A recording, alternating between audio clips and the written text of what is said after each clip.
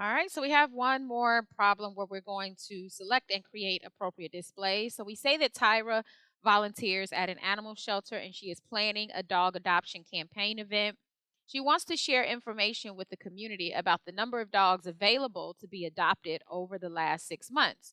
We're going to use the data shown in the table for us to create an appropriate display. And then we need to find and use the appropriate measures to summarize and interpret the information.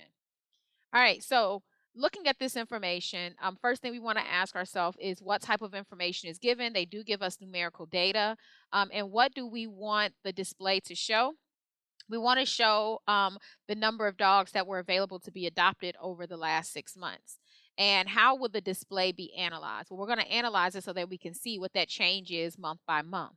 So I think that the best way for us to do this is going to be set it up using a bar chart. So I'm going to create a bar chart. And so here's what we have in terms of the dogs to be adopted over the 6 months.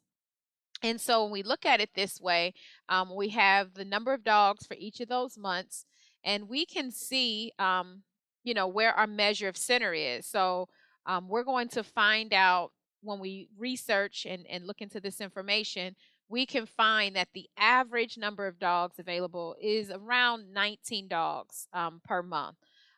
So depending on this is kind of symmetrical. So you could set it up finding the median or the mean. And when you do that, you'll come out with around 19. And then the greatest number of dogs that was available was in February. That's another inference that we can make. And in December, it looks like that's the lowest number of dogs that were available. So there's a lot of different things that we can come up with, inferences that we can make based off of the display that we have here. And so that's just some of the answers. But remember, we can display it in different ways. We can come up with different conclusions, but we definitely want to make sure that we're addressing whatever it is that they're asking for in the questions.